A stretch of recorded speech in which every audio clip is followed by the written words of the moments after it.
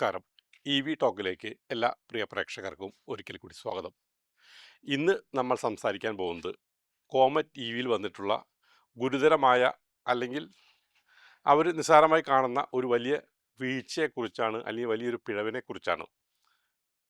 അത് വളരെ ഗുരുതരമായി എനിക്ക് തോന്നി, എല്ലാവർക്കും അങ്ങനെ തോന്നണമെന്നില്ല.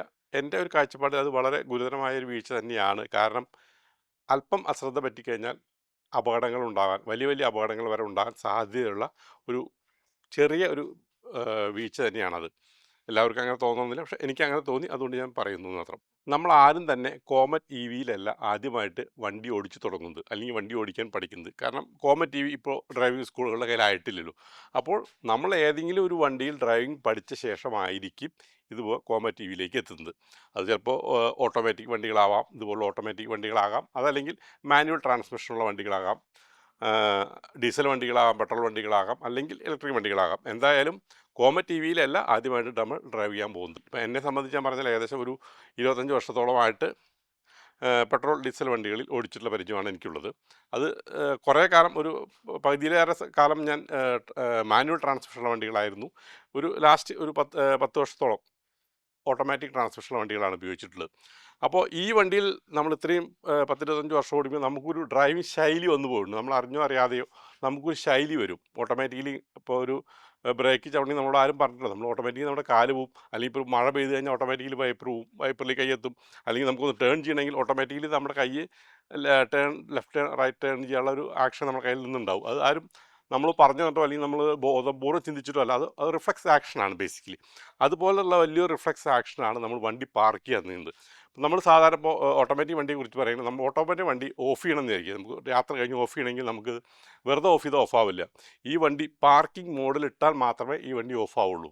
3 മോഡുകൾ, പാർക്കിംഗ്, ഡ്രൈവിംഗ് ഉണ്ട്, റിവേഴ്സ് ഉണ്ട്, ന്യൂട്രൽ ഉണ്ട്. ഈ പാർക്കിംഗ് മോഡിലല്ലാതെ വേറെ ഏതൊരു മോഡിലിട്ടാലും ഈ വണ്ടി നമുക്ക് ഓഫ് ചെയ്യാൻ സാധിക്കില്ല. മറ്റ് സാധാരണ മാനുവൽ ട്രാൻസ്മിഷൻ വണ്ടികളാണെങ്കിൽ നമുക്ക് അങ്ങനെ പ്രശ്നമില്ല, നമുക്ക് എവിടെ വെച്ച് വേണമെങ്കിൽ ഓഫ് ചെയ്യാം. പക്ഷേ കഴിയുന്നത് എല്ലാവരും നമ്മൾ ന്യൂട്രലിട്ടിട്ടാണ് ഓഫ് ചെയ്യുക. എന്നിട്ട് നമ്മൾ ഫസ്റ്റിലെങ്ങാനും ഇടും. ഈ പാർക്കിംഗ് മോഡിലിട്ട് ഈ വണ്ടി ഓഫ് ചെയ്താൽ പിന്നെ ഈ വണ്ടി സ്റ്റാറ്റിക്കാണ്, ഈ വണ്ടി മൂവ് ചെയ്യില്ല, ഒട്ടും തന്നെ മൂവ് ചെയ്യില്ല. അതുപോലെ നമ്മൾ മാനുവൽ ട്രാൻസ്മിഷൻ ആണെങ്കിൽ നമ്മൾ ന്യൂട്രലിട്ട് വണ്ടി ഓഫ് ചെയ്യും. അത് കഴിഞ്ഞ് നമ്മൾ ഫസ്റ്റിലോ, മിക്കവാറും എല്ലാവരും ഫസ്റ്റ് ലിറ്ററാണ് നമ്മൾ വണ്ടിയിൽ നിന്ന് ഇറങ്ങുക.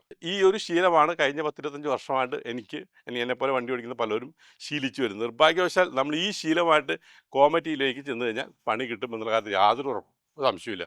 കാരണം കോമറ്റ് ടി വിയെ സംബന്ധിച്ച് നമ്മൾ വണ്ടി ഓഫ് ചെയ്യാൻ ഏത് മോഡിൽ എങ്ങനെ മോഡിൽ കിടന്നാലും വണ്ടി ഓഫ് ചെയ്താൽ വണ്ടി ഓഫ് ആയിക്കോളും. ഓട്ടോമാറ്റിക്കലി അത് ന്യൂട്രൽ വന്ന് നിൽക്കും. ന്യൂട്രൽ വന്ന് നിർത്തി കഴിഞ്ഞാൽ നമ്മൾ കാലെടുത്ത് കഴിഞ്ഞാൽ വണ്ടി കയറ്റത്തിലാണെങ്കിൽ പിന്നാക്കം വരും, അല്ല ഇറക്കത്തിലാണെങ്കിൽ മുമ്പിലോട്ട് പോകും. വണ്ടി സ്റ്റാറ്റിക്കായി നിൽക്കില്ല. അപ്പോൾ നമ്മൾ ഹാൻഡ് ബ്രേക്ക് ഇടാതെ വണ്ടി നമ്മൾ ഇറങ്ങി കഴിഞ്ഞാൽ വണ്ടി ഇടിക്കും. ഇപ്പോൾ എന്നെ സംബന്ധിച്ച് ആദ്യത്തെ 2-ാമത്തെ ദിവസം ഞാൻ പറഞ്ഞില്ല, 10-25 വർഷമായിട്ടുള്ള ശീലം, ആ ശീലം വെച്ച് ഞാൻ ഈ വണ്ടി എടുത്തു. സ്വാഭാവികമായിട്ടും നമ്മൾ സ്ഥലത്ത് പോയി വണ്ടി നിർത്തി, വണ്ടി ന്യൂട്രലിട്ടറാണ് വണ്ടി നിർത്തി നമ്മൾ ആസ് യൂഷ്വൽ നമ്മൾ കീ എടുത്ത് പുറത്തേക്ക് ഇറങ്ങി വണ്ടി പുറകോട്ട് വന്നു, ബാക്കിൽ നിന്ന് തൂണുമ പോയി ഇടിച്ചു. ഭാഗ്യത്തിന് ചെറിയൊരു ഇലക്ട്രിക് പോസ്റ്റ് ആയതുകൊണ്ട് വലിയ അപകടം പറ്റിയില്ല. വലിയ വണ്ടികളോ അല്ലെങ്കിൽ വല്ല സ്കൂളിന് മുമ്പിലായിരുന്നു, വല്ല വണ്ടികളോ കുട്ടികളൊക്കെ ഉള്ള സ്ഥലത്താണ് പോയി ഇടിച്ചിരുന്നെങ്കിൽ അപകടം സംഭവിക്കുമായിരുന്നു. അത് വലിയൊരു പ്രശ്നമാണ്. അതായത് നമ്മൾ പാർക്കിംഗ് ബ്രേക്ക് ഇട്ടില്ലെങ്കിൽ വണ്ടി നിൽക്കില്ല, വണ്ടി ഓഫ് ചെയ്ത് കഴിഞ്ഞാൽ വണ്ടി മുന്നോട്ടോ പോവും. അത് വലിയൊരു ന്യൂനത തന്നെയാണ്. കാരണം ഈ പറഞ്ഞ നമ്മൾ പെട്ടെന്നൊരു ശീലങ്ങൾ, വർഷങ്ങളായിട്ട് ഉപയോഗിക്കുന്ന ശീലങ്ങൾ മാറ്റിയെടുക്കാൻ സാധിക്കില്ല. മറിച്ച് ഇപ്പോൾ നേരത്തെ പറഞ്ഞാൽ നമുക്ക് മാനുവൽ ട്രാൻസ്മിഷൻ വണ്ടികളാണെങ്കിൽ ഗിയറിലിട്ട് കഴിഞ്ഞാൽ വണ്ടി വരെ മൂവ് ചെയ്യില്ല, ഓഫ് അവിടെ നിന്നോളും. അതുപോലെ ഈ വണ്ടിയാണെങ്കിൽ പാർക്കിംഗ് മോഡ് ഇട്ടാൽ മൂവ് ചെയ്യില്ല. അങ്ങനെ ഒരു മോഡ് നിർഭാഗ്യവശാൽ ഈ കോമറ്റ് ടി വിക്കില്ല. കോമറ്റ് ഇ വി ഓടിക്കുന്ന പ്രത്യേകം ശ്രദ്ധിക്കേണ്ട കാര്യം എന്ന് വെച്ചാൽ ഇതിനകത്ത് പാർക്കിംഗ് മോഡ് എന്ന് പറഞ്ഞൊരു ഓപ്ഷൻ ഇല്ല. നമ്മൾ വണ്ടി ഓഫ് ചെയ്ത് കഴിഞ്ഞാൽ ഹാൻഡ് ബ്രേക്ക് മറക്കാതെ ഇടണം. മറക്കാതെ ഇട്ടില്ലെങ്കിൽ ആക്സിഡൻറ്റ് ഷുവറാണ്.